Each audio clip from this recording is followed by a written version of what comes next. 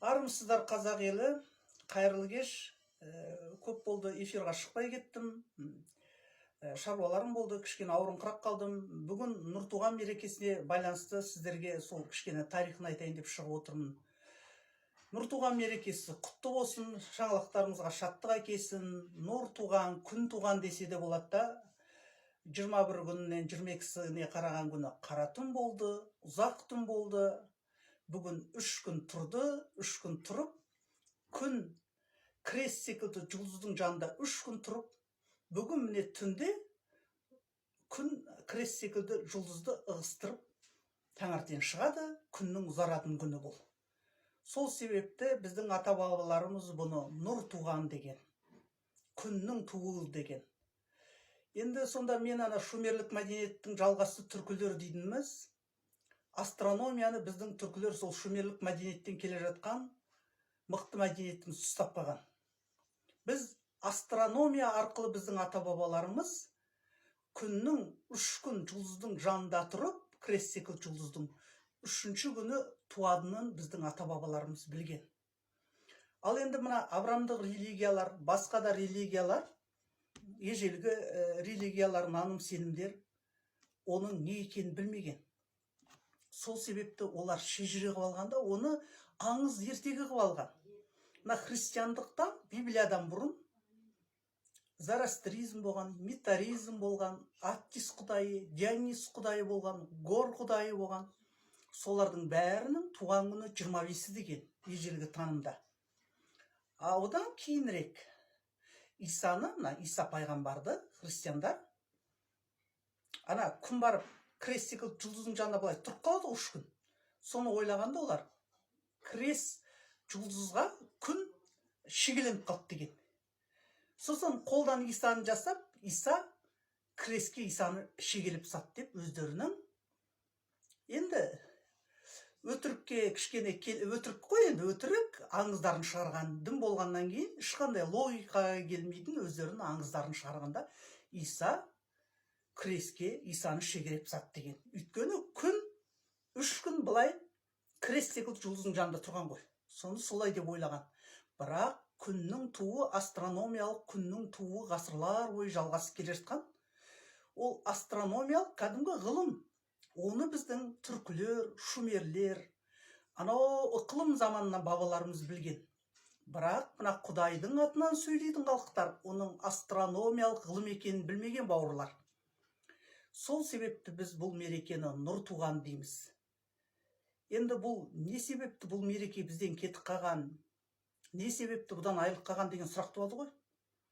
Бұл мерекенің бізден кетіп қалған себептері, біріншіден, ислам діні келгеннен кейін религиясы бұл нұр туған мерекесін біздің мәдениетімізден ығыстырып шығарып жүрген.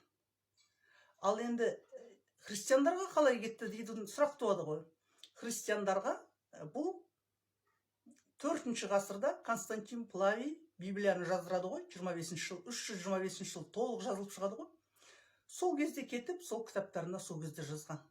Константин Плавийдің бүкіл әскері жалдамалы әскер ұғымдар болған ол кісінің. Ол кісі өте қу адам болған, ақылды адам болған. Сол себепті біздің керемет мәдениетімізді өздерінің религиясына кіргізіп, кітапқа енгізіп жүрген. Ал жаңа жыл қарсы алу деген мүлде христиандарда болмаған. Ол ескі жылде де жоқ, жаңа жылде де жоқ. Бұл жаңа жыл қарсы алу Аттила біздің Еділ патша бабамыздың кезінде 6-шы ғасырда Европа жеріне барған. Енді біреулер Исаның кезінен жаңа жыл қарсы алған деп әңгіме айтуы мүмкін бауырлар. Әсіресе мұсылман бауырларымызды айтуымыз мүмкін де, авраамдық религияларға тиіспең десеңдерші, олар білімді деп. Білімді болса, ғылыми дәлелдесін.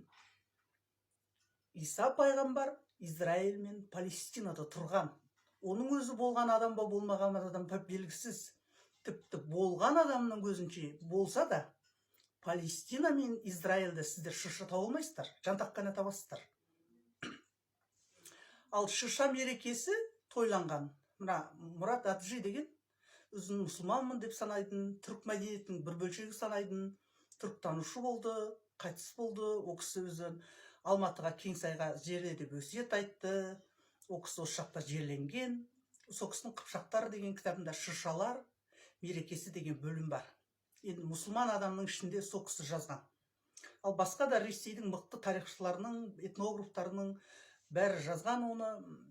Оның ішінде орыстар емес, оның түрік те бар, еврей де бар. Бұл шыршаны қарсы алу түркілердің мерекесі екенін мойындап бәрі жазып кеткен. Өйткені қазір мына шырша бар Ресейдің 70% жері түркілердің жері болған. Қатанды қорғанында сол 4000 жыл бұрын, өткен видеомда да айттым, 4000 жыл бұрын Аяз атаның шапанын тапқан. Сонда шыршаны йол деген, түркілер жол деген. Неге йол деген? Шырша өзі алыстан қарасаңыз былай үп-шүкір алыстан жол секілді көрінеді ғой. Сосын жердің, судың, топырақтың, жақсы аруақтардың иесі деп үлкен деген ата болған да, Тәңірдің ұлы. Сол кісі сол күні Тәңірден жоғары жақтан шыршаның ортасынан тіп-тік түзу 21 күні келген, ол жақсы аруақтар да қосыла келген, ол кісі де келген. Одан кейін адамдардың жанында болып, 21 күні болып, 22 күні балаларға, адамдарға шаттық сыйлап, өзінің сыйлайтын заттарын сыйлап, 22 күні шыршаның ортасындағы жолмен тіп-тік жоғары қарай қоштасып кеткен. 21 күні түркілер от жаққан, отты айланғанда, мына сағаттың тіл айлануына қарсы айланған. Сол кезде айтқан: қара түн, кет, күн кел, қара түн, кет, күн кел деп солай айланған хоровод дейді ғой. Жалпы біздің дүниетанымда адамзат, бүкіл адамзат, жан-жануар өмірде гармониямен өмір сүру керек, бәрі тең деген біздің. Сол тең болғаннан кейін бізді айланғанда да дөңгеленіп айланған, кигіз үйіміз де дөңгелек, ошағымыз да дөңгелек, төбеміздегі тереземіз де дөңгелек. Адам адамнан артық емес деген, бәрі тең дегенде жақсылық пен жамандық айланып келеді деген. Біреуге қарғыс жасама, өзің айланып келеді деген.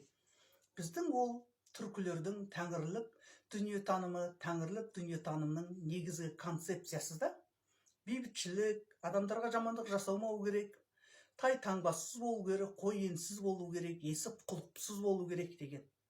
Ал енді мына Құдайдың атынан сөйлейтін халықтарда жаңа біздің мәдениетімізді өздеріне жабыстырып алған. Ол кісілерде біздікі секілді шаңырақ секілді, біздің кигіз үй секілді дөңгелек деген, бәрі тең, біркелкі деген түсінік жоқ. Ол кісілерде пирамидалық түсінік. Жоғары жақта Құдай, Құдайдан кейін халифтер, халифтерден кейін сұлтандар, сұлтандардан кейін корольдерден кейін пастырлер, пастырлардың астында пассива, пастыр қойшы, пассива қойлар, имам қойшы, астында қойлар. Енді адамдар дейді, енді имам қойшы болса, енді алдында отырғандар кімдер? Ол кісілерде сондай түсінік болған. Біздің ата-бабаларымызда теңдік деген түсінік болған. Сол теңдік деген түсінікпен түнде от жағып, далада отты айланған. Тек жақсылық келсін, күн тезірек тусын деп солай болған. Содан 22 күні, 21 бітеді, 22 күні шыршаны көтеріп үйге кіргізген. Үйдің ішіне жерге кіргізіп, жан-жағын көмген. Өйткені жердің астындағы өлім құдайы шығып кетпесін деп ойлаған. Әртүрлі жіптер байлаған. Сол ақтық байлау деген сол заманнан бізге қалып келе жатыр, бауырлар. Ақтық байлау деген сол заманнан келе жатыр бізге. Бұл біздің ғасырлар бойғы ұлы мәдениетіміз. Ал 3 күн, жаңа айттым ғой, 3 күн күннің жанында тұрады, жұлдыздың жанында тұрады. 25 күні таңертең күн шыға бастайды, ертең күн шығады. Бүгін енді биылдық жылдыққа үлгермесеңіздер, келесі жылы бұл күні от шашу шашыңыздар. Негізі 21-нен 25-не шейін кейін от шашу керек. Ол кезде от жаққан есік алдына. Енді қазір от жағуға қалада көп адамдарда жағдай болмайды, ауылда да далаға от жағуға. От шашу атқылаңыздар. Бұл бізге тиесілі мереке. Жалпы бүкіл адамзаттың тойлайтын мерекелері Наурыз болсын, Нұр туған болсын, Сабан той болсын, 21 күні тойланатын маусымдағы мереке болсын, бәрі біздің ата-бабаларымызға тиесілі. Өйткені